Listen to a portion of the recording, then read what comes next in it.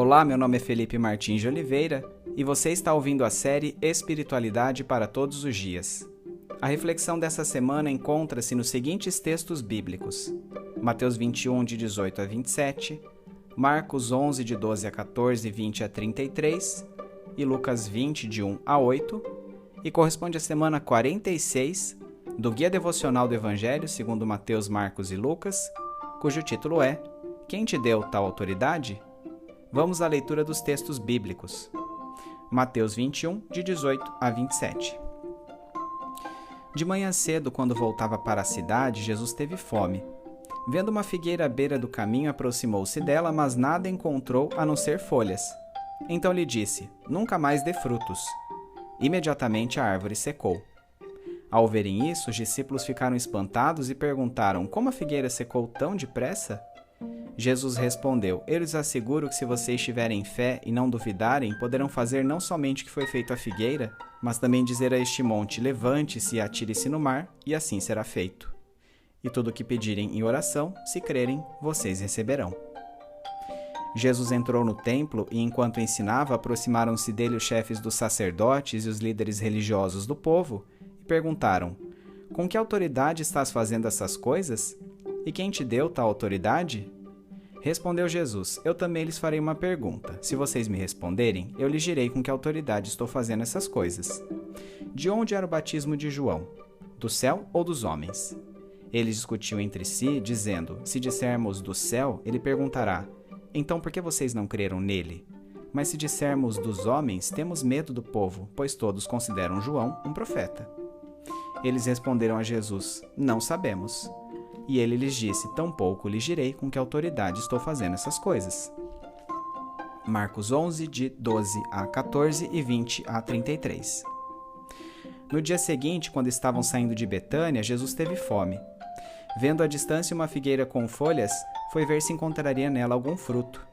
Aproximando-se dela, nada encontrou a não ser folhas, porque não era tempo de figos.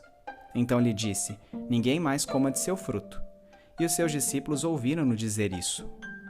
De manhã, ao passarem, viram a figueira seca desde as raízes. Pedro, lembrando-se, disse a Jesus: Mestre, vê, a figueira que amaldiçoaste secou. Respondeu Jesus: Tenham fé em Deus. Eu lhes asseguro que se alguém disser a este monte: Levante-se e atire-se no mar, e não duvidar em seu coração, mas crer que acontecerá o que diz, assim lhe será feito. Portanto, eu lhes digo, tudo que vocês pedirem em oração, creiam que já o receberam, e assim lhes sucederá. E quando estiverem orando, se tiverem alguma coisa contra alguém, perdoem-no, para que também o Pai Celestial lhes perdoe os seus pecados. Mas se vocês não perdoarem, também o seu Pai que está nos céus não perdoará os seus pecados. Chegaram novamente a Jerusalém, e quando Jesus estava passando pelo templo, aproximaram-se dele os chefes dos sacerdotes, os mestres da lei e os líderes religiosos, e lhe perguntaram: Com que autoridade estás fazendo essas coisas? Quem te deu autoridade para fazê-las? Respondeu Jesus: Eu lhes farei uma pergunta. Respondam-me e eu lhes direi com que autoridade estou fazendo essas coisas. O batismo de João era do céu ou dos homens? Digam-me. Eles discutiam entre si, dizendo: Se dissermos dos céus, ele perguntará: Então por que vocês não creram nele? Mas se dissermos dos homens... Eles temiam o povo, pois todos realmente consideravam João um profeta. Eles responderam a Jesus: Não sabemos. Disse então Jesus: Tampouco lhes direi com que autoridade estou fazendo essas coisas. Lucas 20, de 1 a 8. Certo dia, quando Jesus estava ensinando o povo no templo e pregando as boas novas, chegaram-se a ele os chefes dos sacerdotes, os mestres da lei e os líderes religiosos e lhe perguntaram: Com que autoridade estás fazendo essas coisas? Quem te deu esta autoridade? Ele respondeu: Eu também lhes farei uma pergunta. Digam-me, o batismo de João era do céu ou dos homens? Eles discutiam entre si, dizendo: Se dissermos do céu, ele perguntará: Então por que vocês não creram nele? Mas se dissermos dos homens, todo o povo nos apedrejará, porque convencidos estão de que João era um profeta. Por isso responderam: Não sabemos de onde era. Disse então Jesus: Tampouco lhes direi com que autoridade estou fazendo essas coisas.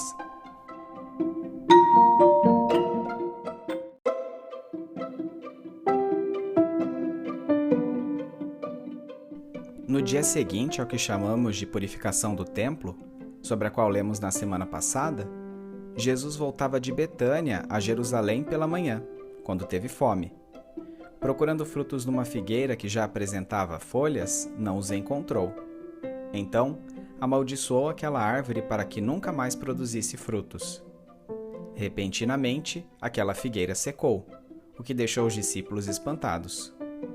Marcos apresenta uma cronologia diferente destes acontecimentos, os quais afirma terem ocorrido no mesmo dia. A percepção da ausência de frutos na figueira, seguida de sua maldição, situadas na manhã que antecedeu a purificação do templo, porém com o encontro da árvore seca não imediatamente, mas ao cair daquela mesma tarde. Qualquer que tenha sido a referida cronologia, seja pela observação de uma pronta sequidão da figueira, seja pela intensidade deste ressecamento desde as raízes num espaço tão curto de tempo, ela serviu como mote para uma lição sobre a maturidade da fé. Habitualmente, uma figueira primeiro dá frutos para depois emitir folhas. Dessa forma, a presença de folhas necessariamente sinalizaria para a existência de frutos. Contudo, apesar de aquela árvore em particular parecer madura, pois tinha folhas, não detinha frutos. Em contraste com a imagem daquela figueira, Jesus conclama seus discípulos a exibirem uma fé madura que, em primeiro lugar, trilha firmemente pelo caminho de um relacionamento pessoal com Deus. Em grande parte, seguir por esta via será refletido por nossas orações, pois uma fé madura alinha seus pedidos à vontade de Deus, tornando-os prontamente atendidos, ao contrário de uma fé imatura, cujo pensamento é hesitante. E, em segundo lugar, expressa uma conduta de vida coerente com sua confissão, praticando o perdão para com o próximo em resposta àquele já recebido da parte de Deus. Decorridos estes acontecimentos, Jesus entrou no templo e, enquanto ensinava, os chefes dos sacerdotes e líderes religiosos aproximaram-se dele e dirigiram-lhe a seguinte questão: com que autoridade estás fazendo essas coisas? E quem te deu tal autoridade? Como dissemos anteriormente, até aquele momento, os ensinamentos, milagres e curas operados por Jesus haviam tido como público exclusivo o povo. Agora, contudo, ele os executava abertamente, à vista até mesmo de todo o clero. Além disso, estava em pauta nesta confrontação a purificação do templo, por ele empreendida recentemente. Ao invés de tentar estabelecer uma defesa própria, entretanto, Jesus se esquivou da questão. Para tanto, propôs àqueles religiosos uma troca. Se respondessem a um questionamento seu, ele lhes replicaria aquilo que inquiriam. A pergunta formulada por Jesus, de onde era o batismo de João, do céu ou dos homens, no entanto, colocava seus opositores no impasse. Se respondessem que João Batista agira seguindo instruções do próprio Deus, seriam confrontados por Jesus a respeito de sua não adesão ao movimento que ele iniciara. Se, por outro lado, dissessem que João batizara unicamente por impulso humano, correriam o risco de uma insurreição do povo que acompanhava o diálogo, o qual o tinha como profeta. A conversa terminou desse modo, sem que ambas as partes respondessem uma à outra.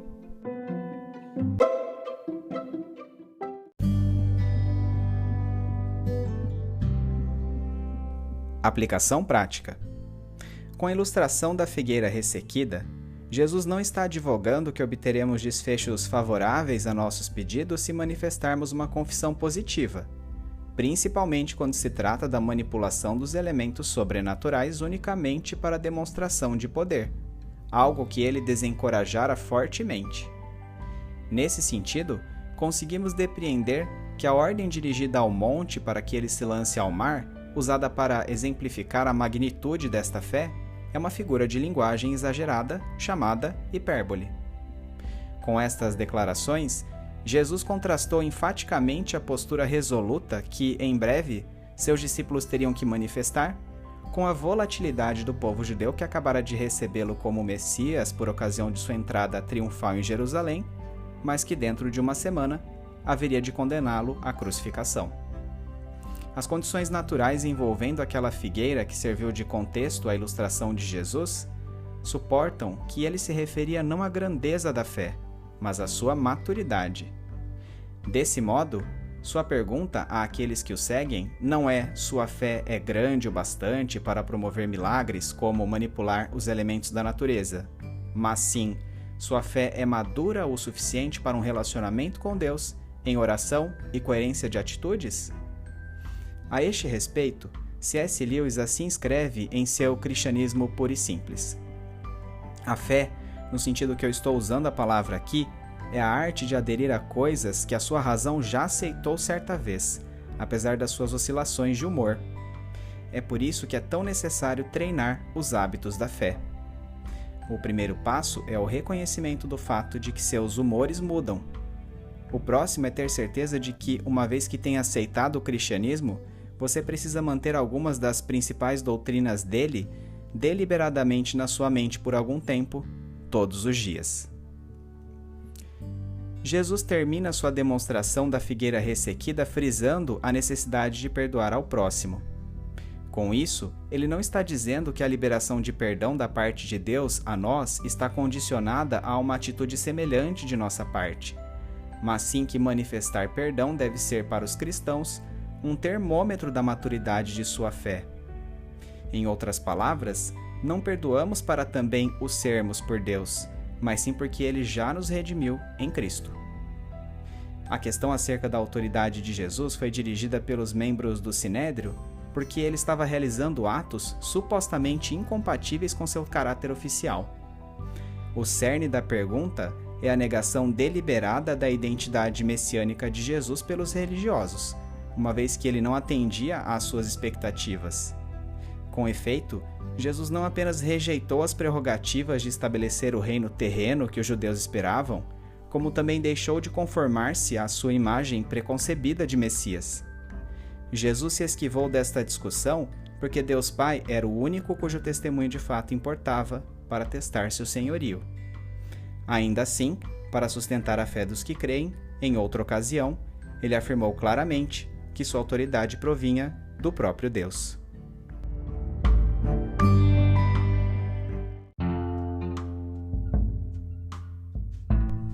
Trazendo da mente para o coração.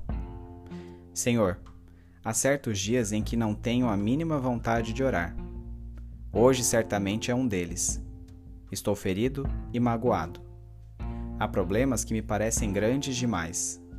Percebo meus ânimos exaltados, minha concentração vacilante e meu senso de imparcialidade prejudicado. Estou envolvido demais, emocionalmente preso aos incidentes que me têm afligido. Por um instante, cedo à tentação de sentir pena de mim mesmo, de como estou sendo injustiçado. Meus sentimentos são legítimos e o Senhor os conhece muito bem. A seguir, ciente de que não posso devolver a ofensa àqueles que me têm perseguido, transfiro minha frustração ao Senhor, que a tudo acompanha, mas parece não agir. Lembro-me do texto sobre o qual refleti acerca da maturidade da fé, ilustrada pela demonstração de Jesus com aquela figueira. Respiro profundamente e lágrimas caem de meus olhos. Estou cansado. Estou farto desta obstinação que a fé requer. Estou frustrado demais para crer contra a esperança e, uma vez mais, outra tentação sobrevém-me, a de portar-me com indiferença. Doce Jesus, agarro-me à imagem de seus sofrimentos, ao exemplo de sua rejeição, de como não apenas não o compreenderam, mas o torturaram. Pouco a pouco, minhas questões não me parecem mais tão grandes. A injustiça da qual sou vítima, embora perturbadora, não se mostra mais insolúvel. Espírito Santo de Deus, faça-me resiliente. Conceda a mim uma fé teimosa que crê apesar das circunstâncias e humores. Dê-me a maturidade de quem ora a vontade do Senhor e está disposto a viver por ela. Não posso fazer isso sozinho. Preciso do Senhor. Em nome de Jesus. Amém.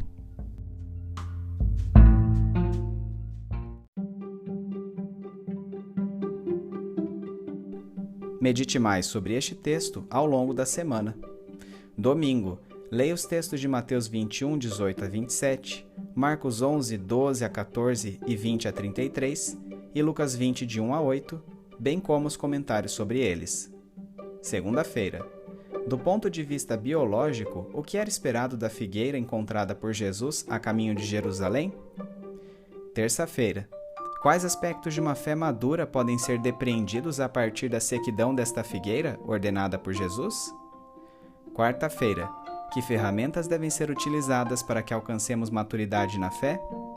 Para responder a esta pergunta, releia o trecho do livro Cristianismo Puro e Simples, do escritor C.S. Lewis. Quinta-feira. Cite 2 elementos que suscitaram o questionamento dos religiosos judeus acerca da autoridade de Jesus. Sexta-feira. Ao invés de ceder aos apelos midiáticos de shows gospel que perguntam quão grande é sua fé, você já se questionou acerca do quão madura ela é? Você tem clareza de que a maturidade da fé não está condicionada ao sucesso em obter de Deus o que pede, mas sim em requisitar em oração aquilo que está alinhado com sua vontade e exibir uma conduta obediente, coerente com o que você professa?